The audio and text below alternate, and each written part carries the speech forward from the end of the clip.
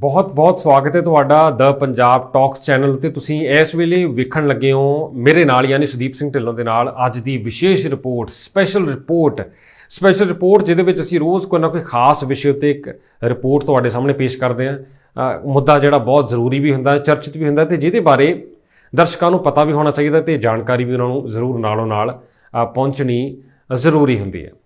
इस तो पहला कि अज की स्पैशल रिपोर्ट शुरू करिए एक बहुत चर्चित खबर जी पूरी दुनिया में चर्चा का विषय बनी हुई है वो ये है कि पूरी दुनिया की आबादी जी है वो 8 अरब का अंकड़ा छो गई है। 8 अरब का अंकड़ा तो छो गई ये बहुत वड्डी चर्चा भी छिड़ पई है कि दुनिया के उपर आबादी किस कदर वध रही है तो ये आबादी जी है वो धरती उपर एक तरह नाल जिहड़े स्रोत मौजूद ने कुदरती स्रोत उन्हां उपर दबाव तो नहीं बन जाऊगा। आने वाले समय दौरान भी एक बहुत वड्डा सवाल खड़ा हो रहा। संयुक्त राष्ट्र वालों भावें 8 अरब आबादी होने ते जो ट्वीट किए गए वो खुशी का प्रगटावा करते होने इसनूं एक चंगी खबर दसते हुए प्रतीत हो रहे हैं जिहदे विच उन्होंने कहा कि 8 अरब लोगों का घर है धरती नवीं उम्मीदां नवीं संभावनावां पर इस बन्ने भी सोचना बनता है कि जिहड़ी दुनिया के उपर कुदरती स्रोत ने चाहे पानी है चाहे हवा है चाहे खाण पीण के साधन ने पौण पानी है वो उपर दबाव तो नहीं बनूगा क्योंकि जिन्नी ज़्यादा आबादी बढ़ूगी धरती उपर दबाव भी उन्ना वधना है।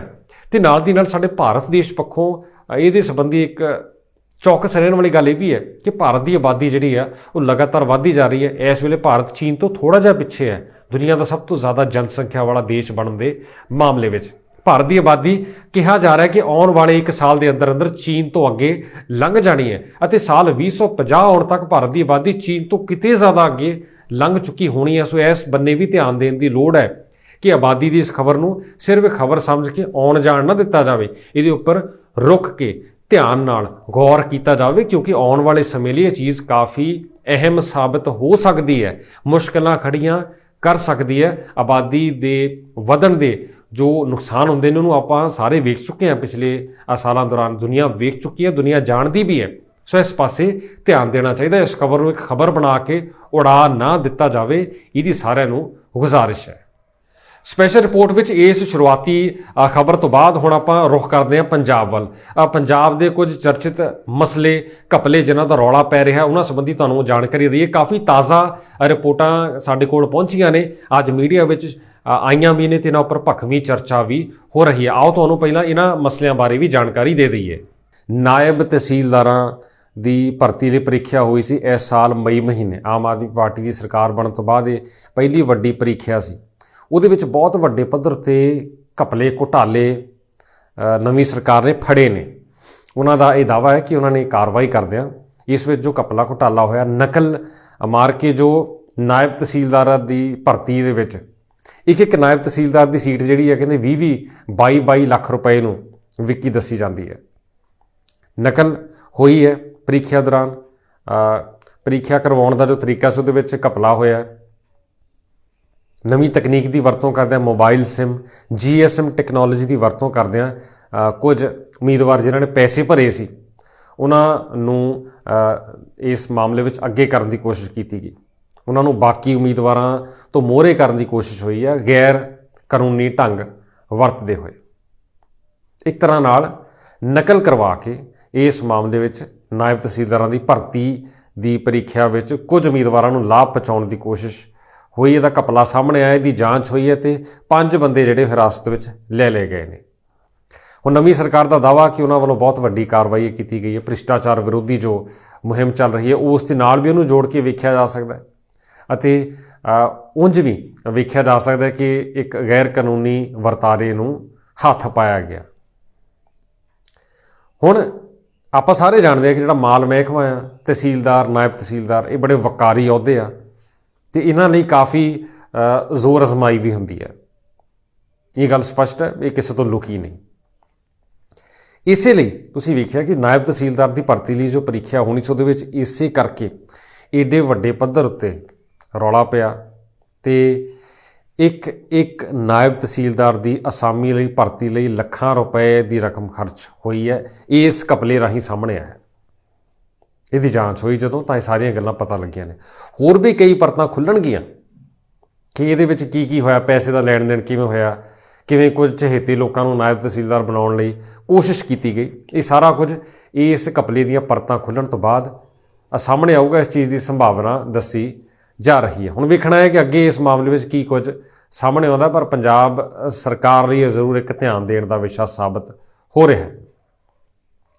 ਇਸ ਤੋਂ ਬਾਅਦ ਇੱਕ ਮੁੱਦਾ ਹੈ ਮਾਈਨਿੰਗ ਦਾ ਮੁੱਦਾ, ਖਣਨ, ਰੇਤ ਮਾਈਨਿੰਗ, ਬਜਰੀ ਵਾਲਾ ਮੁੱਦਾ ਜਿਹੜਾ ਵੀ ਲਗਾਤਾਰ ਚਰਚਾ ਦਾ ਵਿਸ਼ਾ ਬਣਿਆ ਰਹਿੰਦਾ ਹੈ। ਇਹਦੇ ਸੰਬੰਧੀ ਪੰਜਾਬ ਸਰਕਾਰ ਨੇ ਪਿਛਲੇ ਦਿਨਾਂ ਦੌਰਾਨ ਕਾਰਵਾਈ ਆਰੰਭੀ ਹੈ ਤੇ ਜਦੋਂ ਹਾਈ ਕੋਰਟ ਵਿੱਚ ਇਹ ਗੱਲ ਪਹੁੰਚੀ, BSF ਨੇ ਆਪਣਾ ਬਿਆਨ ਦਰਜ ਕਰਵਾਇਆ ਤਾਂ ਇਹਦੇ ਮੁੱਦੇ ਉੱਤੇ ਹੋਰ ਜ਼ਿਆਦਾ ਕਾਰਵਾਈ ਸਰਕਾਰ ਨੇ ਆਰੰਭੀ ਹੈ। ਰੋਪੜ ਵਿਖੇ ਇੱਕ ਮਾਈਨਿੰਗ ਠੇਕੇਦਾਰ ਨੂੰ ਹਿਰਾਸਤ ਵਿੱਚ ਲਿਆ ਗਿਆ, ਉਹਦੇ ਕੋਲੋਂ ਪੁੱਛ ਪੜਤਾਲ ਹੋ ਰਹੀ ਹੈ ਤੇ ਸਰਕਾਰ ਦਾ ਦਾਅਵਾ ਹੈ ਕਿ ਮਾਈਨਿੰਗ ਮਾਫੀਆ ਜਿਹੜਾ ਆ ਉਹਨੂੰ ਨੱਥ ਪਾਉਣ ਲਈ ਕਾਰਵਾਈ ਕੀਤੀ ਜਾ ਰਹੀ ਹੈ। ਪਰ ਜ਼ਮੀਨੀ ਪੱਧਰ 'ਤੇ ਵੇਖੀਏ ਤਾਂ ਹਾਲੇ ਵੀ ਰੇਤਾ ਬਜਰੀ ਬਹੁਤ ਮਹਿੰਗੇ ਹੀ ਵਿਕ ਰਹੇ ਆ। ਕੋਈ ਆਮ ਬੰਦੇ ਨੂੰ ਕੋਈ ਰਾਹਤ ਮਿਲਦੀ ਹੋਈ ਵਿਖਾਈ ਨਹੀਂ ਦੇ ਰਹੀ ਤੇ ਸਾਰਾ ਪੈਸਾ ਮਾਈਨਿੰਗ ਮਾਫੀਆ ਦੀਆਂ ਵੱਡੀਆਂ ਵੱਡੀਆਂ ਮੋਟੀਆਂ ਤੇ ਡੂੰਘੀਆਂ ਜੇਬਾਂ ਵਿੱਚ ਹੀ ਜਾ ਰਿਹਾ ਹੈ। ਇਸ ਪਾਸੇ ਬਹੁਤ ਕੁਝ ਕੀਤੇ ਜਾਣ ਦੀ ਲੋੜ ਹੈ। ਅਮਨ ਕਾਨੂੰਨ ਦਾ ਮੁੱਦਾ ਬਹੁਤ ਰੌਲਾ ਪਿਆ ਇਹਦੇ ਉੱਪਰ ਪਿਛਲੇ ਦਿਨਾਂ ਦੌਰਾਨ। ਨਵੀਂ ਸਰਕਾਰ ਲਈ ਬੜਾ ਇੱਕ ਸਿਰਦਰਦੀ ਦਾ ਵਿਸ਼ਾ ਹੈ, ਜਾਂ ਕਹਿ ਲਓ ਕਿ ਸਭ ਤੋਂ ਵੱਡਾ ਮੁੱਦਾ ਜਿਹੜਾ ਸਰਕਾਰ ਦੀ ਘੇਰਾਬੰਦੀ ਦਾ ਕਾਰਨ ਬਣ ਰਿਹਾ ਹੈ। ਆਮ ਆਦਮੀ ਪਾਰਟੀ ਦੇ ਬਦਲਾਅ ਵਾਲੀ ਸਰਕਾਰ ਦਾ ਸਭ ਤੋਂ ਵੱਡਾ ਜਿਹੜਾ ਮੁੱਦਾ ਆ, ਜਿਹਦੇ ਉੱਪਰ ਵਿਰੋਧੀ ਪਾਰਟੀਆਂ, ਸ਼੍ਰੋਮਣੀ ਅਕਾਲੀ ਦਲ ਹੋਵੇ, ਕਾਂਗਰਸ ਹੋਵੇ, ਭਾਰਤੀ ਜਨਤਾ ਪਾਰਟੀ ਹੋਵੇ, ਲਗਾਤਾਰ ਸਵਾਲ ਖੜੇ ਕਰਦੀਆਂ ਨੇ, ਉਹ ਇਹੀ ਮੁੱਦਾ ਹੈ, ਅਮਨ ਕਾਨੂੰਨ ਦਾ ਮੁੱਦਾ। ਬਹੁਤ ਘਟਨਾਵਾਂ ਵਾਪਰੀਆਂ ਨੇ, ਕਤਲ ਦੀਆਂ ਵਾਰਦਾਤਾਂ ਹੋਈਆਂ ਨੇ, ਉਹਨਾਂ ਨੂੰ ਲੈ ਕੇ ਵੀ ਸਿਆਸੀ ਪਾਰਟੀਆਂ ਬਿਆਨਬਾਜ਼ੀ ਕਰ ਰਹੀਆਂ ਨੇ, ਰੌਲਾ ਰੱਪਾ ਪੈ ਰਿਹਾ ਹੈ। ਤੇ ਹੁਣ ਪਿਛਲੇ 24 ਘੰਟਿਆਂ ਦੌਰਾਨ ਪੰਜਾਬ ਪੁਲਿਸ ਨੇ ਵੱਡੇ ਪੱਧਰ ਉੱਤੇ ਸੂਬੇ ਵਿੱਚ ਤਲਾਸ਼ੀ ਮੁਹਿੰਮ ਚਲਾਈ ਹੈ। 28 ਜ਼ਿਲ੍ਹਿਆਂ ਵਿੱਚ ਦੱਸਿਆ ਜਾਂਦਾ ਹੈ, 28 ਵੱਖ-ਵੱਖ ਇਲਾਕਿਆਂ ਵਿੱਚ ਦੱਸਿਆ ਜਾਂਦਾ ਹੈ ਕਿ ਬਹੁਤ ਵੱਡੇ ਪੱਧਰ ਉੱਤੇ ਸਰਚ ਮੁਹਿੰਮ ਚੱਲੀ ਤੇ ਇੱਕੋ ਸਮੇਂ ਚੱਲੀ। ਸਵੇਰੇ 11 ਵਜੇ ਤੋਂ ਲੈ ਕੇ ਸ਼ਾਮ 4 ਵਜੇ ਤੱਕ ਸਰਚ ਮੁਹਿੰਮ ਚੱਲੀ ਹੈ, ਤਲਾਸ਼ੀ ਅਭਿਆਨ ਚੱਲਿਆ। ਇਸ ਤਲਾਸ਼ੀ ਅਭਿਆਨ ਰਾਹੀਂ ਕਈ ਗੱਲਾਂ ਸਾਹਮਣੇ ਆਈਆਂ ਨੇ। ਇਹ ਵੀ ਪਤਾ ਲੱਗਾ ਕਿ 100 ਦੇ ਕਰੀਬ ਲੋਕਾਂ ਕੋਲੋਂ ਬਹੁਤ ਸਖਤੀ ਨਾਲ ਪੁੱਛ ਪੜਤਾਲ ਹੋਈ ਹੈ। 98 ਬੰਦੇ ਗ੍ਰਿਫਤਾਰ ਕੀਤੇ ਗਏ ਨੇ ਤੇ ਕਾਫੀ ਮਾਤਰਾ ਵਿੱਚ ਕੁਝ ਨਸ਼ੀਲੀਆਂ ਚੀਜ਼ਾਂ ਵੀ ਬਰਾਮਦ ਕੀਤੀਆਂ ਗਈਆਂ ਨੇ ਤੇ ਕਈ ਸ਼ੱਕੀ ਲੋਕਾਂ ਉੱਪਰ ਨਿਗਾਹ ਵੀ ਰੱਖੀ ਜਾ ਰਹੀ ਹੈ। ਅੱਜ ਅਸੀਂ ਪੰਜਾਬ ਦੇ ਵਿੱਚ ਸਟੇਟ ਲੈਵਲ ਦਾ ਅਸੀਂ ਜਿਹੜਾ ਕੋਆਰਡੀਨੇਟ ਸਰਚ ਆਪਰੇਸ਼ਨ ਕੀਤਾ ਗਿਆ ਹੈਗਾ। ਇਹ ਸਾਰੇ ਪੰਜਾਬ ਦੇ ਵਿੱਚ ਅਸੀਂ ਜਿਹੜੇ senior officer, additional DGP, IGP rank ਦੇ ਆਫੀਸਰਸ ਨੂੰ ਇੱਕ ਡਿਸਟ੍ਰਿਕਟ ਅਸੀਂ ਸੁਪਰਵਾਈਜ਼ ਕਰਨ ਲਈ ਦਿੱਤਾ ਹੈਗਾ ਤੇ anti social elements, drug smugglers ਦੇ ਖਿਲਾਫ ਸਪੈਸ਼ਲ ਮੁਹਿੰਮ ਚਲਾਈ ਜਾ ਰਹੀ ਹੈ। ਸਟੇਟ ਪੱਧਰ ਆਪਰੇਸ਼ਨ ਹੈਗਾ। ਇਸ ਦੇ ਵਿੱਚ ਜਿਹੜੀ ਵਿਸ਼ੇਸ਼ਤਾ ਹੈਗੀ ਕਿ ਅਸੀਂ ਕ੍ਰਾਈਮ ਡੇਟਾ ਪਹਿਲੇ ਐਨਾਲਾਈਜ਼ ਕੀਤਾ ਹੈ। ਕ੍ਰਾਈਮ ਡੇਟਾ ਕਢਾ ਕੇ ਅਸੀਂ ਹੌਟ ਸਪੌਟਸ, ਹਰ ਡਿਸਟ੍ਰਿਕਟ ਦੇ ਵਿੱਚ ਹੌਟ ਸਪੌਟਸ ਆਈਡੈਂਟੀਫਾਈ ਕੀਤੇ ਹੈਗੇ ਜਿੱਥੇ ਕ੍ਰਿਮੀਨਲਸ ਦਾ ਜ਼ਿਆਦਾ ਜਿਹੜਾ ਇੰਪੈਕਟ ਹੁੰਦਾ ਹੈ। ਆਈਡੀਆ ਇਜ਼ ਕਿ ਪੁਲਿਸ ਦੀ ਜਿਹੜੀ ਪ੍ਰੈਜ਼ੈਂਸ ਹੈਗੀ, ਮੂਵਮੈਂਟ ਹੈਗੀ, ਉਹ ਵਿਜ਼ੀਬਲ ਹੋਵੇ, ਇੱਕ ਇੰਪੈਕਟ ਹੋਵੇ, ਲੋਕਾਂ ਦੇ ਵਿੱਚ ਪਬਲਿਕ ਕੌਨਫੀਡੈਂਸ ਵਧਾਇਆ ਜਾਵੇ। ਇਸ ਦੇ ਨਾਲ ਦੀ ਨਾਲ ਜਿਹੜਾ ਹੈਗਾ, ਲੈਟ ਮੀ ਕੰਪਲੀਟ ਫਸਟ, ਇਸ ਦੇ ਨਾਲ ਦੀ ਨਾਲ ਅਸੀਂ ਇੱਕ ਸਪੈਸ਼ਲ ਮੁਹਿੰਮ ਚਲਾ ਰਹੇ ਹੈਗੇ। ਜਿਹੜੇ ਤੁਸੀਂ ਪੜ੍ਹਿਆ ਹੋਣਾ, ਚੀਫ ਮਿਨਿਸਟਰ ਸਾਹਿਬ ਦੇ ਆਰਡਰਸ ਆਏ ਹੈਗੇ। ਇਹ ਗਵਰਨਮੈਂਟ, ਪੰਜਾਬ ਗਵਰਨਮੈਂਟ ਦਾ ਫੈਸਲਾ ਹੋਇਆ ਹੈ ਕਿ ਅਮਨ ਤੇ ਸ਼ਾਂਤੀ ਨੂੰ ਬਣਾਏ ਰੱਖਣ ਲਈ ਅਸੀਂ ਇੱਕ ਵੱਡੇ ਪੱਧਰ ਦੀ ਆਰਮਸ ਲਾਇਸੈਂਸ ਵੈਰੀਫਿਕੇਸ਼ਨ ਡਰਾਈਵ ਸ਼ੁਰੂ ਕਰ ਰਹੇ ਹੈਗੇ in coordination with district magistrates and deputy commissioner, ਕਿ ਜਿਹੜੇ ਵੀ ਪੂਰੇ ਸੂਬੇ ਦੇ ਵਿੱਚ ਜਿੰਨੇ ਆਰਮਸ ਲਾਇਸੈਂਸ ਇਸ਼ੂ ਹੋਏ ਹੈਗੇ ਉਹਨਾਂ ਦੀ ਫਿਜ਼ੀਕਲ ਵੈਰੀਫਿਕੇਸ਼ਨ ਕੀਤੀ ਜਾਊਗੀ। ਅਗਲੇ 3 ਮਹੀਨੇ ਤੱਕ ਕੋਈ ਵੀ ਨਵੇਂ ਆਰਮਸ ਲਾਇਸੈਂਸ ਨਹੀਂ ਇਸ਼ੂ ਕੀਤੇ ਜਾਣਗੇ। ਜਿਹੜੇ ਲਾਇਸੈਂਸ ਇਸ਼ੂ ਹੋਏ ਹੈਗੇ ਐਕਚੁਅਲੀ ਕਿਉਂਕਿ ਸ਼ਿਕਾਇਤਾਂ ਆ ਰਹੀਆਂ ਕਿ ਫੇਕ ਐਡਰੈਸਸ ਤੇ ਬਣੇ ਹੈਗੇ ਤੇ ਉਹਦੀ ਫਿਜ਼ੀਕਲ ਵੈਰੀਫਿਕੇਸ਼ਨ ਕਰਕੇ ਆਰਮਸ ਲਾਇਸੈਂਸਸ ਦੀ, ਤੇ ਇਹ ਵੀ ਦੇਖਿਆ ਜਾਊਗਾ ਕਿ ਜਿੱਥੇ ਥ੍ਰੈਟ ਪਰਸੈਪਸ਼ਨ ਹੈ, ਜਿਨ੍ਹਾਂ ਨੂੰ ਅਸਲੇ ਦੀ ਲੋੜ ਹੈ, ਜਿੱਥੇ ਲੋਡ ਪਏਗੀ ਅਸੀਂ ਆਰਮਸ ਲਾਇਸੈਂਸਸ ਕੈਂਸਲ ਕਰਾਂਗੇ। Public carrying of weapons, public display of weapons whether in social media or physically has been banned। ਇਸ ਦੇ ਖਿਲਾਫ ਸਖਤ ਐਕਸ਼ਨ ਲਿਆ ਜਾਊਗਾ। ਸਾਡੀ ਇਹ ਡਰਾਈਵ ਅੱਗੇ ਚੱਲੂਗੀ। ਹੇਟ ਕ੍ਰਾਈਮ ਦੇ ਅਗੇਂਸਟ, ਕਿਸੇ ਵੀ ਕਮਿਊਨਿਟੀ ਦੇ ਅਗੇਂਸਟ ਕੋਈ ਸਪੈਸੀਫਿਕ ਗੱਲ ਜੇ ਕਹੀ ਜਾਊਗੀ ਉਸ ਤੇ ਸਟ੍ਰਿਕਟ ਲੀਗਲ ਐਕਸ਼ਨ ਲਿਆ ਜਾਊਗਾ। ਤੁਸੀਂ ਸ਼ਾਇਦ ਧਿਆਨ ਦਿੱਤਾ ਹੋਣਾ, ਪਿੱਛੇ ਅਸੀਂ ਮੱਧ ਪ੍ਰਦੇਸ਼ ਦੇ ਵਿੱਚ ਆਪਰੇਸ਼ਨ ਕੀਤਾ ਸੀ। 80 ਇਲੀਗਲ ਵੈਪਨ, ਦੇਖੋ ਬੜੀ ਸਪਸ਼ਟ ਗੱਲ ਹੈ, ਜਿਹੜਾ ਵੈਪਨ ਕ੍ਰਾਈਮ ਤੇ ਯੂਜ਼ ਹੋ ਰਿਹਾ ਜਾਂ ਲੀਗਲ ਹੈ ਜਾਂ ਇਲੀਗਲ ਹੈ। ਤਕਰੀਬਨ ਅਸੀਂ ਦੇਖਿਆ 60% ਜਿਹੜਾ ਡੇਟਾ ਹੈਗਾ, 60% ਕ੍ਰਾਈਮਸ ਦੇ ਵਿੱਚ ਲਾਇਸੈਂਸਡ ਆਰਮਸ ਯੂਜ਼ ਹੁੰਦੇ ਆ, ਇਲੀਗਲ ਆਰਮਸ ਵੀ ਯੂਜ਼ ਹੁੰਦੇ ਆ। ਇਸ ਤੋਂ ਇਲਾਵਾ ਅਸੀਂ ਦੇਖਿਆ ਕਾਫੀ, ਅਸੀਂ ਗਨ ਹਾਊਸਸ ਦੀ ਐਕਸਟੈਂਸਿਵ ਚੈਕਿੰਗ ਕਰਾਂਗੇ। ਇਹ ਸਾਰਾ ਕੁਝ ਉਸ ਵੇਲੇ ਹੋਇਆ ਜਦੋਂ ਅਮਨ ਕਾਨੂੰਨ ਦੀ ਸਥਿਤੀ ਨੂੰ ਲੈ ਕੇ ਕਾਫੀ ਰੌਲਾ ਰੱਪਾ ਪੰਜਾਬ 'ਚ ਪੈ ਰਿਹਾ ਸੀ, ਬੀਤੇ ਕਈ ਦਿਨਾਂ ਤੋਂ ਲਗਾਤਾਰ ਪੈ ਰਿਹਾ ਹੈ। ਇਸ ਦਰਮਿਆਨ ਪ੍ਰਭੂ ਪੰਜਾਬੀ ਗਾਇਕ ਸਿੱਧੂ ਮੂਸੇਵਾਲਾ ਦੇ ਮਾਤਾ ਪਿਤਾ ਵੀ ਜਾ ਕੇ ਪੰਜਾਬ ਪੁਲਿਸ ਦੇ ਡੀਜੀਪੀ ਗੌਰਵ ਯਾਦਵ ਨੂੰ ਮਿਲ ਕੇ ਆਏ ਨੇ, ਉਹਨਾਂ ਨੇ ਮੁਲਾਕਾਤ ਕੀਤੀ ਹੈ।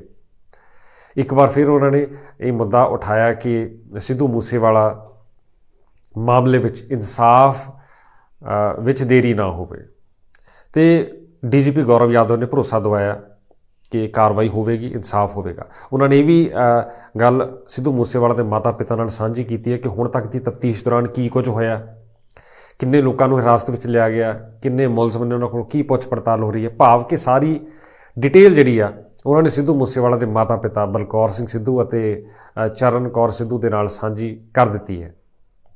ਇੱਥੇ ਤੁਹਾਨੂੰ ਵੀ ਚੇਤੇ ਕਰਾ ਦਈਏ ਕਿ ਸਿੱਧੂ ਮੂਸੇਵਾਲਾ ਦੇ ਮਾਤਾ ਪਿਤਾ ਵੱਲੋਂ ਇਸ ਮੁੱਦੇ ਉੱਤੇ ਲਗਾਤਾਰ ਗੱਲ ਕਹੀ ਜਾਂਦੀ ਰਹੀ ਹੈ, ਇਨਸਾਫ ਵਿੱਚ ਹੋ ਰਹੀ ਦੇਰੀ ਉੱਤੇ।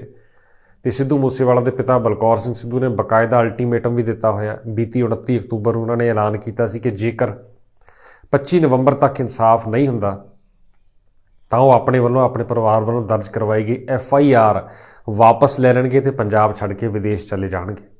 ਉਹ ਦਿਨ ਵੀ ਹੁਣ ਨੇੜੇ ਆਉਂਦਾ ਜਾ ਰਿਹਾ ਹੈ। ਪੰਜਾਬ ਸਰਕਾਰ ਲਈ ਇਹ ਵੀ ਇੱਕ ਬਹੁਤ ਵੱਡਾ ਮੁੱਦਾ ਹੈ, ਇਸ ਪਾਸੇ ਧਿਆਨ ਦੇਣਾ, ਕਿਉਂਕਿ ਬਹੁਤ ਵੱਡਾ, ਬਹੁਤ ਚਰਚਿਤ ਕੇਸ ਹੈ ਪੰਜਾਬ ਦਾ, ਤੇ ਇਹਦੇ ਸੰਬੰਧੀ ਲਗਾਤਾਰ ਸਰਕਾਰ ਨੂੰ ਹੁਣ ਆ ਜਿਹੜੇ ਦਿਨ ਆ 25 ਨਵੰਬਰ ਤੱਕ ਦੇ ਦਿਨ ਖਾਸ ਤੌਰ 'ਤੇ ਕਾਫੀ ਯੋਜਨਾਬੱਧ ਢੰਗ ਨਾਲ ਅੱਗੇ ਤੁਰਨਾ ਪੈਣਾ, ਤੇ ਇਸ ਮਾਮਲੇ 'ਤੇ ਸਾਰਿਆਂ ਦੀ ਨਿਗਾਹ ਟਿਕੀ ਰਹਿਣੀ ਹੈ, ਖਾਸ ਤੌਰ 'ਤੇ 25 ਨਵੰਬਰ ਤੱਕ। ਤੇ ਹੁਣ ਵੇਖਣਾ ਹੈ ਕਿ ਇਸ ਬੰਨੇ ਕੀ ਕਾਰਵਾਈ ਹੁੰਦੀ ਹੈ, ਕਿਹੋ ਜਿਹੀ ਗੱਲਬਾਤ ਅੱਗੇ ਤੁਰਦੀ ਹੈ, ਕਿਉਂਕਿ ਇਹ ਮਾਮਲਾ, ਜਿਵੇਂ ਕਿ ਅਸੀਂ ਪਹਿਲਾਂ ਵੀ ਕਿਹਾ, ਬੜਾ ਹਾਈ ਪ੍ਰੋਫਾਈਲ ਮਾਮਲਾ ਹੈ, ਤੇ ਇਸ ਕਰਕੇ ਇਹਦੀ ਚਰਚਾ ਵੀ ਦੂਰ ਦੂਰ ਤੱਕ ਹੁੰਦੀ ਹੈ। ਸੋ ਅਮਨ ਕਾਨੂੰਨ ਦੇ ਮੁੱਦੇ 'ਤੇ ਪੰਜਾਬ ਦੀ ਆਮ ਆਦਮੀ ਪਾਰਟੀ ਦੀ ਸਰਕਾਰ ਕੁਝ ਪਹਿਲ ਕਦਮੀ ਕਰਦੀ ਹੋਈ ਨਜ਼ਰ ਆ ਰਹੀ ਹੈ। ਨਸ਼ੇ ਦਾ ਮੁੱਦਾ ਬਹੁਤ ਵਾਰ ਇਹਦਾ ਜ਼ਿਕਰ ਹੁੰਦਾ ਹੈ, ਰੌਲਾ ਵੀ ਪੈਂਦਾ ਹੈ। ਨਸ਼ੇ ਦਾ ਮੁੱਦਾ ਪਿਛਲੀਆਂ ਸਰਕਾਰਾਂ ਤੋਂ ਵੀ ਹੱਲ ਨਹੀਂ ਹੋਇਆ, ਹੋਣ ਵਾਲੀ ਸਰਕਾਰ ਤੋਂ ਵੀ ਹੱਲ ਨਹੀਂ ਹੋ ਰਿਹਾ। ਇਹ ਕਿਵੇਂ ਪਤਾ ਲੱਗਦਾ ਕਿ ਹੱਲ ਨਹੀਂ ਹੋ ਰਿਹਾ? ਕਿਉਂਕਿ ਰੋਜ਼ ਖਬਰ ਆਉਂਦੀ ਹੈ ਨੌਜਵਾਨਾਂ ਦੀ ਮੌਤ ਹੁੰਦੀ ਹੈ ਨਸ਼ੇ ਕਰਕੇ, ਨਸ਼ੇ ਦੀ ਸਪਲਾਈ, ਸਮਗਲਿੰਗ ਖੁੱਲ੍ਹੇਆਮ ਹੋਣ ਦੀ ਖਬਰ ਆਉਂਦੀ ਹੈ। ਨਸ਼ਾ ਸਮਗਲਰ ਕਿਸੇ ਨੂੰ ਕੁਝ ਨਹੀਂ ਸਮਝਦੇ, ਕਿਸੇ ਨੂੰ ਪਰਵਾਹ ਨਹੀਂ ਕਰਦੇ, ਕਿਸੇ ਦੀ ਟਿੱਚ ਜਾਣਦੇ ਨੇ ਸਰਕਾਰੀ ਹੁਕਮਾਂ ਅਤੇ ਪੁਲਿਸ ਪ੍ਰਸ਼ਾਸਨ ਨੂੰ। ਇਹ ਚੀਜ਼ ਵੀ ਇਹ ਗੌਰ ਕਰਨ 'ਤੇ ਮਜਬੂਰ ਕਰਦੀ ਕਿ ਨਸ਼ੇ ਦਾ ਵਰਤਾਰਾ ਕਿਉਂ ਨਹੀਂ ਠੱਲ ਰਿਹਾ। ਤੇ ਪੰਜਾਬ ਦੀ ਨੌਜਵਾਨੀ ਬਾਹਰ ਜਾਣ ਦੀ ਜਿਹੜੀ ਰਫ਼ਤਾਰ ਇੱਕ ਵਾਰ ਫਿਰ ਤੇਜ਼ ਹੋ ਗਈ। ਇੱਧਰ ਵੀ ਸਰਕਾਰ ਨੂੰ ਧਿਆਨ ਦੇਣਾ ਪੈਣਾ ਹੈ ਕਿ ਇਹ ਜਿਹੜਾ ਇੱਕ ਪਾਸੜ ਵਹਾਅ ਚੱਲ ਰਿਹਾ ਹੈ ਨੌਜਵਾਨੀ ਦਾ ਬਾਹਰ ਨੂੰ ਜਾਣ ਦਾ, ਇਹਨੂੰ ਵੀ ਠੱਲ ਪਾਈ ਜਾਵੇ, ਕਿਉਂਕਿ ਬਹੁਤ ਵੱਡੇ ਪੱਧਰ ਉੱਤੇ ਨਜ਼ਰ ਆਉਣਾ ਸ਼ੁਰੂ ਹੋ ਗਿਆ ਕਿ ਪੰਜਾਬ ਦੇ ਉੱਚ ਵਿਦਿਅਕ ਅਦਾਰੇ ਜਿਹੜੇ ਆ, ਕਾਲਜ, ਯੂਨੀਵਰਸਿਟੀਆਂ, ਉਹਨਾਂ ਵਿੱਚ ਪੰਜਾਬੀ ਵਿਦਿਆਰਥੀਆਂ ਦੀ ਗਿਣਤੀ ਘਟਦੀ ਜਾ ਰਹੀ ਹੈ ਤੇ ਵਿਦਿਆਰਥੀ ਉੱਥੋਂ ਤੱਕ ਪਹੁੰਚ ਹੀ ਨਹੀਂ ਰਹੇ, ਕਿਉਂਕਿ ਸਕੂਲ ਦੀ ਪੜ੍ਹਾਈ ਮੁਕੰਮਲ ਹੁੰਦੇ ਸਾਰ ਜਾਂ ਸਕੂਲ ਦੀ ਪੜ੍ਹਾਈ ਦੌਰਾਨ ਹੀ ਉਹਨਾਂ ਦਾ ਇੱਕਮਾਤਰ ਟੀਚਾ ਬਾਹਰ ਜਾਣ ਵੱਲ ਹੋ ਗਿਆ। ਨਵੀਂ ਸਰਕਾਰ ਵੱਲੋਂ ਇਸ ਸੰਬੰਧੀ ਕੋਈ ਯੋਜਨਾ, ਕੋਈ ਗੱਲਬਾਤ ਫਿਲਹਾਲ ਨਹੀਂ ਲਿਆਂਦੀ ਗਈ। ਪਰਾਲੀ ਦੇ ਮੁੱਦੇ ਦੀ ਗੱਲ ਹੁੰਦੀ ਹੈ ਤਾਂ ਮੁੱਖ ਮੰਤਰੀ ਨੇ ਜ਼ਰੂਰ ਸਟੈਂਡ ਲਿਆ ਪੰਜਾਬ ਦੇ ਕਿਸਾਨਾਂ ਦੇ ਹੱਕ ਵਿੱਚ, ਪਰ ਇਹ ਗੱਲ ਵੀ ਨਾਲ ਨਾਲ ਮੰਨ ਲਈ ਕਿ ਪਰਾਲੀ ਕਰਕੇ ਪ੍ਰਦੂਸ਼ਣ ਹੁੰਦਾ ਹੈ। ਸੋ ਇਧਰ ਵੀ ਪੂਰੀ ਗੱਲ ਚੰਗੀ ਤਰ੍ਹਾਂ ਰੱਖਣੀ ਚਾਹੀਦੀ ਸੀ ਕਿ ਪਰਾਲੀ ਇੱਕ ਮਾਤਰ ਸਾਧਨ ਨਹੀਂ, ਸਰੋਤ ਨਹੀਂ ਪ੍ਰਦੂਸ਼ਣ ਦਾ। ਪ੍ਰਦੂਸ਼ਣ ਪਟਾਕਿਆਂ ਕਰਕੇ ਵੀ ਹੁੰਦਾ ਹੈ ਤੇ ਵਾਹਨਾਂ ਕਰਕੇ, ਫੈਕਟਰੀਆਂ ਕਰਕੇ ਵੀ ਹੁੰਦਾ, ਪਰ ਉਹਨਾਂ ਨੂੰ ਬਰੀ ਕਰ ਦਿੱਤਾ ਜਾਂਦਾ। ਅਸਿੱਧੇ ਢੰਗ ਨਾਲ ਇਹ ਤਾਂ ਕਹਿ ਹੀ ਦਿੱਤਾ ਕਿ ਪ੍ਰਦੂਸ਼ਣ ਪਰਾਲੀ ਕਰਕੇ ਹੁੰਦਾ ਆ ਤੇ ਪਰਾਲੀ ਦਾ ਹੱਲ ਕੱਢਣ ਲਈ ਸਮਾਂ ਲੱਗੂਗਾ। ਪਰਾਲੀ ਕਰਕੇ ਪ੍ਰਦੂਸ਼ਣ ਹੁੰਦਾ ਆ, ਅਸੀਂ ਇਹ ਗੱਲ ਤੋਂ ਇਨਕਾਰੀ ਨਹੀਂ, ਪਰ ਇੱਕ ਮਾਤਰ ਕਿਉਂ ਮੰਨ ਲਿਆ ਜਾਂਦਾ ਕਾਰਨ? ਪਰਾਲੀ ਨੂੰ ਹੀ ਪ੍ਰਦੂਸ਼ਣ ਦਾ ਇੱਕਮਾਤਰ ਕਾਰਨ ਕਿਉਂ ਮੰਨ ਲਿਆ ਜਾਂਦਾ ਤੇ ਸਵੀਕਾਰ ਕਰ ਲਿਆ ਜਾਂਦਾ? ਇਹ ਵੀ ਜ਼ਰੂਰ ਸੋਚਿਆ ਜਾਣਾ ਚਾਹੀਦਾ। ਇਸੇ ਤਰ੍ਹਾਂ ਕੁਝ ਹੋਰ ਮੁੱਦਿਆਂ 'ਤੇ, ਜਿਵੇਂ ਕਿ ਅਸੀਂ ਪਹਿਲਾਂ ਤੁਹਾਨੂੰ ਦੱਸਿਆ ਕਿ ਬੀਬੀਆਂ ਨੂੰ, ਔਰਤਾਂ ਨੂੰ, ਲੜਕੀਆਂ ਨੂੰ ਜੋ ਮਹੀਨਾਵਾਰ ਪੈਸੇ ਦੇਣ ਦੀ ਗੱਲ ਕਹੀ ਗਈ ਸੀ, ਆਰਥਿਕ ਮਦਦ ਦੇਣ ਦੀ ਗੱਲ ਕਹੀ ਸੀ, ਉਹ ਵੀ ਲਟਕ ਰਹੀ ਹੈ। ਤੇ ਬਹੁਤ ਸਾਰੇ ਹੋਰ ਮਸਲੇ ਵੀ ਜਿਹੜੇ ਨੇ ਉਹਨਾਂ ਉੱਤੇ ਕਿਹਾ ਜਾ ਰਿਹਾ ਕਿ ਸਮਾਂ ਲੱਗੂਗਾ, ਹਾਲੇ ਸਮਾਂ ਦਿੱਤਾ ਜਾਏ। ਪਿਛਲੀਆਂ ਸਰਕਾਰਾਂ ਦੇ ਜੋ ਕਾਰਵਾਈ ਸੀ ਉਹਨੂੰ ਠੀਕ ਕਰਨ ਲਈ ਸਮਾਂ ਲੱਗੂਗਾ। ਕਾਫੀ ਧਿਆਨ ਗੁਜਰਾਤ ਸੂਬੇ ਦੀਆਂ ਚੋਣਾਂ ਵੱਲ ਲੱਗਾ ਹੋਇਆ। ਕਾਫੀ ਵਕਾਰੀ ਚੋਣਾਂ ਮੰਨ ਕੇ ਚੱਲ ਰਹੀ ਹੈ ਆਮ ਆਦਮੀ ਪਾਰਟੀ, ਤੇ ਪੰਜਾਬ ਦੇ ਆਗੂ ਵੀ, ਉਹਨਾਂ ਦੀਆਂ ਡਿਊਟੀਆਂ ਜਿਹੜੀਆਂ ਗੁਜਰਾਤ ਲਈ ਲੱਗੀਆਂ ਨੇ, ਕਿਉਂਕਿ ਗੁਜਰਾਤ ਪ੍ਰਧਾਨ ਮੰਤਰੀ ਨਰਿੰਦਰ ਮੋਦੀ ਦਾ ਸੂਬਾ, ਜਿੱਥੇ ਉਹ ਮੁੱਖ ਮੰਤਰੀ ਰਹੇ, ਤੇ ਉੱਥੇ ਭਾਰਤੀ ਜਨਤਾ ਪਾਰਟੀ ਦੇ ਨਾਲ ਟੱਕਰ ਲੈਣ ਲਈ ਆਮ ਆਦਮੀ ਪਾਰਟੀ ਪੱਬਾਂ ਪਾ ਰਿਹਾ। ਠੀਕ ਉਵੇਂ ਹਿਮਾਚਲ ਵਿੱਚ ਵੀ ਸੀ, ਪਰ ਗੁਜਰਾਤ ਇਸ ਤੋਂ ਵੀ ਜ਼ਿਆਦਾ ਅਹਿਮ ਸੂਬਾ ਮੰਨ ਕੇ ਆਮ ਆਦਮੀ ਪਾਰਟੀ ਚੱਲ ਰਹੀ ਹੈ, ਤੇ ਇਸੇ ਕਰਕੇ ਕਾਫੀ ਤਾਕਤ ਝੋਕੀ ਗਈ ਹੈ ਗੁਜਰਾਤ ਵਿੱਚ। ਪੰਜਾਬ ਤੋਂ ਵੀ ਆਗੂ ਲਗਾਤਾਰ ਗੁਜਰਾਤ ਤਾਂ ਹੀ ਜਾ ਰਹੇ ਆ ਤਾਂ ਕਿ ਉੱਥੇ ਬੀਜੇਪੀ ਦੇ ਇੱਕ ਮਜ਼ਬੂਤ ਬਦਲ ਵਜੋਂ ਅਤੇ ਕਾਂਗਰਸ ਪਾਰਟੀ ਤੋਂ ਮੋਹਰੇ ਹੋ ਕੇ ਆਮ ਆਦਮੀ ਪਾਰਟੀ ਖੜਨ ਦੀ ਤਿਆਰੀ ਕਰ ਰਹੀ ਹੈ ਤੇ ਇਸੇ ਕਰਕੇ ਪੰਜਾਬ ਦੇ ਆਗੂ ਲਗਾਤਾਰ ਉਧਰ ਜਾ ਰਹੇ ਨੇ। ਇਸੇ ਕਰਕੇ ਪੰਜਾਬ ਦੇ ਸਿਆਸੀ ਮਾਹੌਲ ਵਿੱਚ ਆਮ ਆਦਮੀ ਪਾਰਟੀ ਦੀ ਹਾਜ਼ਰੀ ਕਾਫੀ ਘੱਟ ਨਜ਼ਰ ਆ ਰਹੀ ਹੈ, ਸੋਨਜੀ ਪਸਰੀ ਹੋਈ ਹੈ ਤੇ ਕਾਫੀ ਆਮ ਆਦਮੀ ਪਾਰਟੀ ਦਾ ਰੁਝਾਨ ਜਿਹੜਾ ਗੁਜਰਾਤ ਵੱਲ ਨਜ਼ਰ ਆ ਰਿਹਾ ਹੈ। ਸਰਕਾਰ ਉਹਨਾਂ ਦੀ 8 ਮਹੀਨੇ ਮੁਕੰਮਲ ਪੰਜਾਬ 'ਚ ਕਰ ਗਈ ਹੈ, ਪਰ ਕਾਫੀ ਧਿਆਨ ਉਹਨਾਂ ਦਾ ਗੁਜਰਾਤ ਵੱਲ ਲੱਗਾ ਹੋਇਆ ਤੇ ਆਉਂਦੇ ਦਿਨਾਂ ਦੌਰਾਨ ਜਦ ਤੱਕ ਗੁਜਰਾਤ 'ਚ ਚੋਣ ਪ੍ਰਚਾਰ ਚੱਲਦਾ ਹੈ, ਵੋਟਾਂ ਪੈਣ ਦਾ ਅਮਲ ਸ਼ੁਰੂ ਹੁੰਦਾ ਹੈ, ਇਸੇ ਤਰ੍ਹਾਂ ਰਹਿਣ ਦੀ ਸੰਭਾਵਨਾ ਹੈ। ਇਹਦੇ ਵੱਲ ਜ਼ਰੂਰ ਆਮ ਆਦਮੀ ਪਾਰਟੀ ਧਿਆਨ ਲਾ ਰਹੀ ਹੈ ਤੇ ਲੱਗਿਆ ਹੋਇਆ ਉਹਨਾਂ ਦਾ ਪ੍ਰਤੀਤ ਵੀ ਹੁੰਦਾ ਹੈ ਤੇ ਗੇੜੇ ਜਿਹੜੇ ਆ ਪੰਜਾਬ ਦੇ ਸਿਆਸੀ ਆਗੂਆਂ ਦੇ ਗੁਜਰਾਤ ਵੱਲ ਲਗਾਤਾਰ ਲੱਗ ਰਹੇ ਨੇ ਤੇ ਗੁਜਰਾਤ ਵਿੱਚ ਉਹਨਾਂ ਵੱਲੋਂ ਵੱਖ-ਵੱਖ ਤਰ੍ਹਾਂ ਦੇ ਰੋਡ ਸ਼ੋਅ ਕੀਤੇ ਜਾ ਰਹੇ ਨੇ ਤੇ ਗੁਜਰਾਤੀਆਂ ਦੇ ਨਾਲ ਵਾਅਦੇ ਵੀ ਕੀਤੇ ਜਾ ਰਹੇ ਨੇ ਤੇ ਲਗਾਤਾਰ ਇਸ ਤਰ੍ਹਾਂ ਪੰਜਾਬ ਦੇ ਸਿਆਸੀ ਆਗੂਆਂ ਦਾ ਗੁਜਰਾਤ ਵੱਲ ਜਿਹੜਾ ਰੁਝਾਨ ਆ ਗੇੜਾ ਲਗਾਤਾਰ ਵੱਜ ਰਿਹਾ ਹੈ। आ जाए कोई बात नहीं, प्यार बहुत बहुत मेहरबानी। राजूला, ये जो झंडे थोड़ा नीचे कर लो फिर नजर आ जाएगा। हाँ, वैसे तो झंडा ऊंचा ही रहेगा ये आपकी दुआओं से। राजूला इलाके के सभी सम्माननीय बुजुर्ग, युवा साथी, दुकानदार और गांव से आए हुए किसान भाई, व्यापारी, मजदूर, सब लोग यहाँ पे आप इतनी भारी संख्या में आए हो, मैं सबका अभिनंदन भी करता हूँ, आभार भी व्यक्त करता हूँ कि आपने मुझे यहाँ पे इतना मान सम्मान दिया। सबको मेरी नमस्कार, प्रणाम, सत श्री अकाल। मैं यहाँ पे कोई शक्ति प्रदर्शन करने नहीं आया हूं, मैं यहां कोई जुमले सुनाने नहीं आया हूं, मैं यहां कोई झूठे सपने दिखाने नहीं आया हूं, मैं आप सबके खाते में 15-15 लाख डलवाने नहीं आया हूं। मैं सच्ची बातें करने आया हूं जो हो सकती हैं और होंगी, मैं वो बातें करने आया हूं। गुजरात का युवा क्या चाहता है? रोजगार चाहता है। अभी मैं आ रहा था, थोरडी गांव में आता ना, थोरडी, वहां मैं रुका, युवा साथी आए, लड़के आए, इधर ही आ रहे थे मोटरसाइकिल पर, मैंने रोका, मैंने कहा सबसे बड़ा जो वो खड़े हैं हाँ, आगे पहुंच गए तो उन्होंने, मैंने पूछा सबसे बड़ी प्रॉब्लम क्या है, समस्या क्या है गुजरात में? तो उन्होंने कहा जी रोजगार की और पेपर फूटने की सबसे बड़ी समस्या है। गरीब पढ़ाई लिखाई से, गरीब अपने सिलेबस की किताब से 12:30 बजे तक रात को पढ़ के सुबह 3:30 बजे का अलार्म लगाकर फिर पढ़ के गरीब अपनी गरीबी दूर कर सकता है, लेकिन वो भी करने की इजाजत नहीं है गुजरात में। पेपर फूट जाता है और पेपर देते हैं सिर्फ नेताओं के रिश्तेदारों के बच्चे, पेपर देते हैं सिर्फ इनके अपने मामे भुआ के बच्चे। क्यों भाई? आम पब्लिक को मेहनत करके आगे बढ़ने का भी जो इजाजत नहीं है। आपके बच्चे एमएलए क्यों नहीं बन सकते? आप बता दीजिए, हाथ खड़ा कर दीजिए, इतने लोग जो राजुल्ला में खड़े हैं, पवित्र धरती है, आप बता दीजिए कांग्रेस या भाजपा में आपके बेटे बेटियों को या आपके भतीजे भतीजियों को टिकट मिल सकती है? भाई साहब 70-70 साल की उम्र हो गई, ब्लॉक का प्रधान भी नहीं बनाते, इनके अपने रिश्तेदारी खत्म नहीं होते। और एक आम आदमी पार्टी है जो आम लोगों के बेटे बेटियों को टिकट देती है। मैं इसकी आपको एग्जांपल देता हूं, उदाहरण देता हूं। पंजाब में 117 में से 92 हमारे विधायक हैं, 92 में से 82, 80+2 82 विधायक पहली बार चुने गए आम घरों के बेटे बेटियां हैं, उनमें मैं भी हूं। मैं एक टीचर का बेटा, मेरे पिताजी साइंस मास्टर और मैं कलाकार था। आपने टीवी में मुझे देखा होगा। मुझे क्या जरूरत थी इनसे पंगा लेने की? मुझे क्या जरूरत थी इनकी आलोचना सहने की? मुझे क्या जरूरत थी इनसे अनाप शनाप उगलवाने की? जरूरत थी क्योंकि मेरे सामने जब गलत हो रहा था तो मैंने अपने आप से बात की कि भगवंत मान, हंसी भी उस वक्त अच्छी लगती है जब चूल्हे में आग जल रही हो। जब चूल्हे में आग किस बहाने हंसेंगे हम?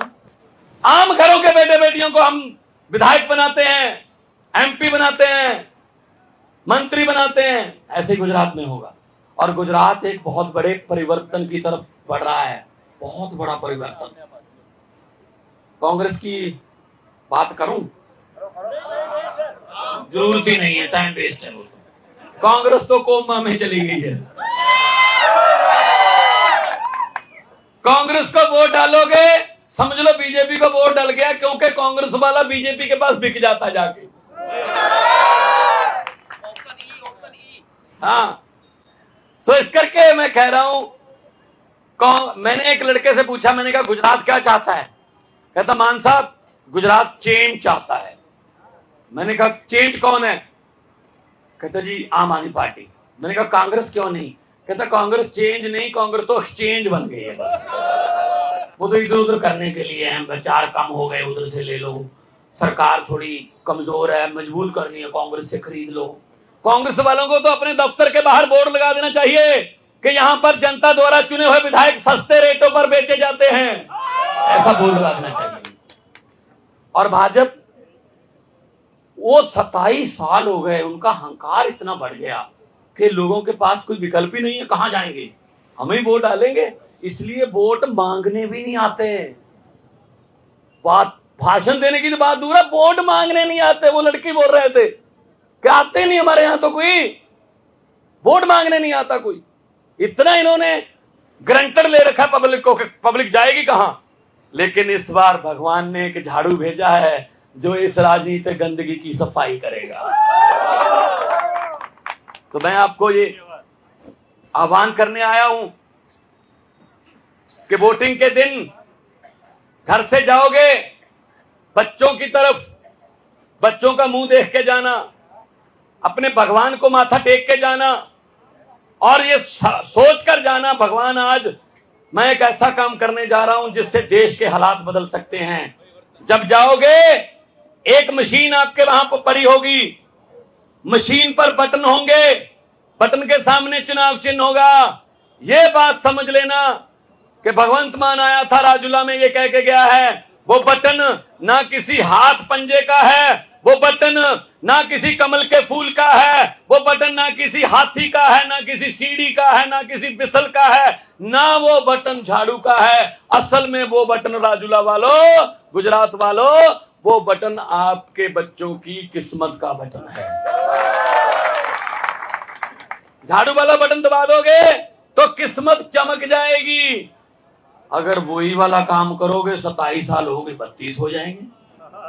इसमें क्या है भाई साहब? वो पेड़ है सामने, वो पेड़ भी मुझे लगता कह रहे हैं कि भगवंत मान इनको बता दो, हम भी हर साल पत्ते बदल लेते हैं, इस साल इस बार तुम तो बदल कर लोगे। बदलाव चाहिए? जोर से बोलिए, बदलाव चाहिए ना? परिवर्तन चाहिए? पंजाब में 7 महीने हो गए गवर्नमेंट बने हुए। यहां से पंजाब के कुछ साथी आए हुए हैं, पंजाब से आए हुए हैं, आज ये पंजाब वाले हैं। 7 महीने हो गए गवर्नमेंट बने हुए। 7 महीने में 20,000 सरकारी नौकरियां देके आया हूं भाई साहब आपके पास। 7 महीने बिजली हमने कहा था मुफ्त करेंगे, 1 जुलाई से बिजली का बिल मुफ्त कर दिया। 74 लाख घरों में से 50 लाख के लगभग घरों को बिजली का बिल 0 आया है इस बार। तो हमने विधायकों की पेंशन बंद कर दी। जो जीत गए वो पेंशन लेते थे 5-5 लाख रुपए। विधायक बने ना बने पेंशन। अरे सेवा कहते हो आप, जब इलेक्शन आते हैं तब तो कहते हैं सेवा का मौका दीजिए। जब लोग मौका देते फिर कहते पेंशन दीजिए। सेवा की पेंशन थोड़ी होती है। हमने बंद कर दी। उन्हीं पैसों से हम गरीबों के मकान बनाएंगे, उन्हीं पैसों से अस्पताल बनाएंगे, मोहल्ला क्लिनिक बनाएंगे, स्कूल बनाएंगे। गुजरात के स्कूल भी अच्छे होंगे। दिल्ली के स्कूल अच्छे कर दे अरविंद केजरीवाल जी ने। दिल्ली के स्कूल में आप जाके देखना, आपकी आंखों में पानी आ जाएगा। दिल्ली में अरविंद केजरीवाल ने क्या बदलाव किया? एक ही बेंच पर कलेक्टर का बेटा, जज का बेटा और झुग्गी झोपड़ी वाले रिक्शे वाले का बेटा एक ही बेंच पर बैठकर पढ़ते हैं। ਇਹ ਸਨ ਉਹ ਕੁਝ ਮੁੱਦੇ ਜੋ ਬੀਤੇ ਦਿਨਾਂ ਦੌਰਾਨ ਕਾਫੀ ਜ਼ਿਆਦਾ ਭਖੇ ਰਹੇ ਨੇ, ਚਰਚਾ ਦਾ ਵਿਸ਼ਾ ਬਣੇ ਰਹੇ ਨੇ ਤੇ ਇਹਨਾਂ ਉੱਤੇ ਪੰਜਾਬ ਸਰਕਾਰ ਵੱਲੋਂ ਆਪਣੇ ਪੱਧਰ ਉੱਤੇ ਕੁਝ ਪਹਿਲ ਕਦਮੀ ਕੀਤੇ ਜਾਣ ਦੀ ਗੱਲ ਆਖੀ ਗਈ ਹੈ, ਕੋਸ਼ਿਸ਼ ਹੋ ਰਹੀ ਹੈ। ਸੋ ਇਹ ਸੀ ਸਾਡੀ ਅੱਜ ਦੀ ਵਿਸ਼ੇਸ਼ ਰਿਪੋਰਟ ਦੇ ਵਿੱਚ ਇਹਨਾਂ ਮੁੱਦਿਆਂ ਤੇ ਤੁਸੀਂ ਜਾਣਕਾਰੀ ਹਾਸਲ ਕੀਤੀ ਅਤੇ ਆਪਾਂ ਇਹਨਾਂ ਗੱਲਾਂ ਦੀ ਤਹਿ ਤੱਕ ਪਹੁੰਚਣ ਦੀ ਕੋਸ਼ਿਸ਼ ਕੀਤੀ ਕਿ ਇਹ ਸਭ ਕੁਝ ਕੀ ਹੋ ਰਿਹਾ ਹੈ, ਕਿਵੇਂ ਹੋ ਰਿਹਾ ਹੈ ਅਤੇ ਇਹਨਾਂ ਦਾ ਪੰਜਾਬ ਦੀ ਸਿਆਸਤ ਉੱਪਰ, ਪੰਜਾਬ ਦੇ ਮਾਹੌਲ ਉੱਪਰ ਕੀ ਅਸਰ ਪੈਣ ਦੀ ਸੰਭਾਵਨਾ ਹੈ। ਇਸੇ ਤਰ੍ਹਾਂ ਹੋਰ ਵੀ ਤਾਜ਼ਾ ਤਰੀਨ ਵਿਸ਼ੇ, ਜਾਣਕਾਰੀ ਭਰਪੂਰ ਅਪਡੇਟਸ ਅਤੇ ਬਿਹਤਰੀਨ ਵਿਸ਼ਲੇਸ਼ਣ ਲਈ ਤੁਸੀਂ ਲਗਾਤਾਰ ਜੁੜੇ ਰਹੋ ਦ ਪੰਜਾਬ ਟਾਕਸ ਚੈਨਲ ਦੇ ਨਾਲ। ਤੁਸੀਂ ਦ ਪੰਜਾਬ ਟਾਕਸ ਚੈਨਲ ਨੂੰ IPTV ਉੱਤੇ ਵੀ ਵੇਖ ਰਹੇ ਹੋ, ਨਾਲ ਦੀ ਨਾਲ ਤੁਸੀਂ ਇਸ ਨੂੰ ਫੇਸਬੁੱਕ ਉੱਤੇ ਵੀ ਵੇਖ ਸਕਦੇ ਹੋ ਅਤੇ ਫੇਸਬੁੱਕ ਪੇਜ ਨੂੰ ਲਾਈਕ ਅਤੇ ਫੋਲੋ ਕਰਨ ਦੇ ਨਾਲ ਤੁਹਾਡੇ ਲਈ ਵੀ ਬਹੁਤ ਜ਼ਰੂਰੀ ਚੀਜ਼ ਹੈ ਕਿ ਦ ਪੰਜਾਬ ਟਾਕਸ ਦੀ ਐਪ ਤੁਹਾਡੇ ਲਈ ਹਾਜ਼ਰ ਹੈ। ਤੁਸੀਂ ਉਸ ਨੂੰ ਵੀ ਡਾਊਨਲੋਡ ਕਰ ਸਕਦੇ ਹੋ ਅਤੇ ਆਪਣੇ ਐਂਡਰੋਇਡ ਡਿਵਾਈਸ ਦੇ ਉੱਪਰ ਤੁਸੀਂ ਦ ਪੰਜਾਬ ਟਾਕਸ ਨਾਲ ਹਮੇਸ਼ਾ ਲਗਾਤਾਰ ਜੁੜੇ ਰਹਿ ਸਕਦੇ ਹੋ ਤੇ ਪਲ ਪਲ ਦੀ ਜਾਣਕਾਰੀ ਹਾਸਲ ਕਰ ਸਕਦੇ ਹੋ। ਅਗਲੇ ਅੰਕ ਦੇ ਵਿੱਚ, ਅਗਲੇ ਸਪੈਸ਼ਲ ਰਿਪੋਰਟ ਦੇ ਵਿੱਚ ਤੁਹਾਡੇ ਸਾਹਮਣੇ ਫੇਰ ਹਾਜ਼ਰ ਹੋਵਾਂਗੇ। ਤਦ ਤੱਕ ਲਈ ਇਜਾਜ਼ਤ ਦਿਓ। ਬਹੁਤ ਬਹੁਤ ਧੰਨਵਾਦ, ਸ਼ੁਕਰੀਆ ਤੇ ਸਤਿ ਸ਼੍ਰੀ ਅਕਾਲ। ਤੁਹਾਡੀਆਂ ਗੱਡੀਆਂ ਲਈ ਕਿਸੇ ਵੀ ਤਰ੍ਹਾਂ ਦੀ ਮੁਰੰਮਤ ਜਾਂ 4 ਵੀਲਰ ਹੈਲਪਲਾਈਨ ਜੇਕਰ ਤੁਸੀਂ ਭਾਲ ਰਹੇ ਹੋ ਤਾਂ ਸੰਪਰਕ ਕਰੋ ਤੁਹਾਡੇ ਆਪਣੇ ਸ਼ਹਿਰ ਵਿਨੀਪੈਗ 'ਚ ਟਾਊਨ ਆਟੋ ਬਾਡੀ ਵਿਖੇ ਦਿਲਬਾਗ ਸਿੰਘ ਹੋਰਾਂ ਨਾਲ। ਮੇਰਾ ਨਾਮ ਹੈ ਦਿਲਬਾਗ ਸਿੰਘ ਤੇ ਮੈਂ ਤੁਹਾਡੇ ਆਪਣੇ ਸ਼ਹਿਰ ਵਿਨੀਪੈਗ ਦੇ ਵਿੱਚ ਟਾਊਨ ਆਟੋ ਬਾਡੀ ਲੈ ਕੇ ਹਾਜ਼ਰ ਹੋਏ ਹਾਂ ਤੇ ਇੱਥੇ ਛੋਟੇ ਤੋਂ ਛੋਟਾ, ਵੱਡੇ ਤੋਂ ਵੱਡਾ ਹਰ ਇੱਕ ਬਾਡੀ ਵਰਕ ਕੀਤਾ ਜਾਂਦਾ। ਜੇਕਰ ਤੁਹਾਡੀ ਗੱਡੀ ਦਾ ਐਕਸੀਡੈਂਟ ਹੋ ਗਿਆ ਹੈ ਤੇ ਤੁਸੀਂ MP ਸਰਟੀਫਾਈਡ ਸ਼ਾਪ ਲੱਭ ਰਹੇ ਹੋ ਤਾਂ ਤੁਹਾਨੂੰ ਕਿਸੇ ਹੋਰ ਜਾਣ ਦੀ ਲੋੜ ਨਹੀਂ ਹੈ, ਤਾਂ ਤੁਸੀਂ ਆਪਣੇ ਸ਼ਹਿਰ ਟਾਊਨ ਆਟੋ ਬਾਡੀ ਸਰਚ ਕਰਕੇ ਆ ਸਕਦੇ ਹੋ, ਜਿਹੜੀ ਕਿ ਤੁਹਾਨੂੰ MPA ਸਰਟੀਫਾਈਡ ਸਾਰਾ ਕੰਮ ਪ੍ਰੋਵਾਈਡ ਕਰਦੀ ਆ। ਇੱਥੇ ਇਹ MPA ਦੇ ਵਿੱਚ ਡਾਇਰੈਕਟ ਬਿਲਿੰਗ, MPA ਸਰਟੀਫਾਈਡ ਹਰ ਤਰ੍ਹਾਂ ਦੇ ਕੰਮ ਲੇਟੈਸਟ ਮਸ਼ੀਨਾਂ ਨਾਲ ਤਸੱਲੀ ਬਖਸ਼ ਕੀਤਾ ਜਾਂਦਾ ਹੈ ਤੇ ਨਾਲ ਹੀ ਨਾਲ ਜਿੰਨਾ ਚਿਰ ਤੁਹਾਡੀ ਗੱਡੀ ਇੱਥੇ ਰਿਪੇਅਰ ਲਈ ਹੋਵੇਗੀ ਤੁਹਾਨੂੰ ਰੈਂਟਲ ਕਾਰ ਪ੍ਰੋਵਾਈਡ ਕੀਤੀ ਜਾਵੇਗੀ, ਜਿਹੜੀ ਕਿ ਇੱਕੋ ਹੀ ਜਗ੍ਹਾ ਤੋਂ ਤੁਹਾਨੂੰ ਮਿਲੇਗੀ।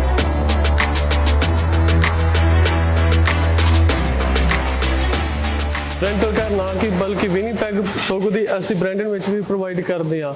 ਉਹ ਤੁਹਾਡੇ ਕੋਲ MPA ਕਲੇਮ ਆ, ਅਸੀਂ MPA ਸਰਟੀਫਾਈਡ ਆ, ਸੋ MPA ਕਲੇਮ ਦੇ ਵਿੱਚ ਸਿੱਧਾ ਡਾਇਰੈਕਟ ਬਿਲ ਕਰਦੇ ਆ MPI ਨੂੰ। ਜੇ ਤੁਸੀਂ ਪ੍ਰਾਈਵੇਟ ਗੱਡੀ ਲੈਣੀ ਆ, ਇਨ ਪ੍ਰਮਿਸ, ਆਊਟ ਆਫ ਪ੍ਰਮਿਸ, ਅਸੀਂ ਸਭ MPA ਨਾਲ ਡਾਇਰੈਕਟ ਕਰਦੇ ਆ। ਤੁਸੀਂ ਪ੍ਰਾਈਵੇਟ ਵੀ ਸਾਡੇ ਤੋਂ ਗੱਡੀ ਲੈ ਸਕਦੇ ਹੋ। ਹਾਂਜੀ, ਸਤਿ ਸ੍ਰੀ ਅਕਾਲ ਜੀ। ਮੇਰੀ ਗੱਡੀ ਦਾ ਇੱਥੇ ਇੱਕ ਡੈਂਟ ਜਿਹਾ ਪੈ ਗਿਆ ਸੀਗਾ, ਉਸ ਤੋਂ ਬਾਅਦ ਮੈਂ ਇਹਨਾਂ ਕੋਲ ਟਾਊਨ ਆਟੋ ਬਾਡੀ ਵਾਲਿਆਂ ਕੋਲ ਆਇਆ ਤੇ MPI ਤੋਂ ਕਲੇਮ ਲੈਣ ਤੋਂ ਬਾਅਦ ਇਹਨਾਂ ਕੋਲ ਗੱਡੀ ਆਪਾਂ ਨੇ ਰੱਖ ਦਿੱਤੀ ਤੇ ਥੋੜ੍ਹੀ ਦਿਨਾਂ ਦੇ ਵਿੱਚ ਇਹਨਾਂ ਨੇ ਗੱਡੀ ਮੇਰੀ ਪੂਰੀ ਚੰਗੀ ਤਰ੍ਹਾਂ ਮੁਕੰਮਲ ਕਰਕੇ ਸਹੀ ਕਰਕੇ ਦੇ ਦਿੱਤੀ ਹੈ ਤੇ ਨਾਲ ਦੀ ਨਾਲ ਇਹਨਾਂ ਨੇ ਗੱਡੀ ਦੀ ਮੇਰੀ ਦੀ ਡਿਟੇਲਿੰਗ ਵੀ ਕਰਤੀ, ਧੋਤੀ ਤੇ ਗੱਡੀ ਪੂਰੀ ਲਿਸ਼ਕਾਤੀ ਤੇ ਬਹੁਤ ਵਧੀਆ ਜਿਹੜੀ ਆ ਕਸਟਮਰ ਸਰਵਿਸ ਵੀ ਦਿੰਦੇ ਨੇ। ਤੇ ਜੇਕਰ ਤੁਹਾਨੂੰ ਉਸ ਟਾਈਮ ਤੇ ਜੇਕਰ ਤੁਹਾਡੀ ਗੱਡੀ ਖਰਾਬ ਹੋਈ ਹੈ ਤੇ ਕੋਈ ਰੈਂਟਲ ਗੱਡੀ ਤੁਸੀਂ ਚਲਾਉਣ ਨੂੰ ਲੈਣੀ ਹੈ ਤੇ ਉਹ ਵੀ ਜਿਹੜੀ ਹੈ ਤੁਹਾਨੂੰ ਪ੍ਰੋਵਾਈਡ ਕਰ ਦਿੰਦੇ ਨੇ। ਮੈਂ ਤੁਹਾਨੂੰ ਹਾਈਲੀ ਰਿਕਮੈਂਡ ਕਰਾਂਗਾ ਵਿਨੀਪੈਗ ਏਰੀਆ ਦੇ ਵਿੱਚ ਜਾਂ ਤੁਸੀਂ ਕਿਸੇ ਹੋਰ ਲਾਗ ਪਾਸ ਦੇ ਏਰੀਆ ਦੇ ਵਿੱਚ ਤੁਹਾਡੀ ਗੱਡੀ ਆ ਖਰਾਬ ਹੁੰਦੀ ਹੈ, ਤੁਸੀਂ ਇਹਨਾਂ ਕੋਲ ਪਹੁੰਚੋ ਤੇ ਬਹੁਤ ਹੀ ਵਧੀਆ ਸਰਵਿਸ ਤੇ ਜਲਦੀ ਜਿਹੜੀ ਤੁਹਾਨੂੰ ਆ ਤੁਹਾਡੀ ਗੱਡੀ ਚਲਦੀ ਕਰਕੇ ਦੇ ਦਿੰਦੇ ਨੇ। Thank you ji. ਸਰਵਿਸ ਦਾ ਲਾਭ ਉਠਾਉਣ ਲਈ ਹੁਣੇ ਕੰਟੈਕਟ ਕਰੋ town auto body 64 cedar street Winnipeg MB Canada Manitoba. ਸਾਡਾ ਕੰਟੈਕਟ ਨੰਬਰ ਹੈ +1204 421 1300।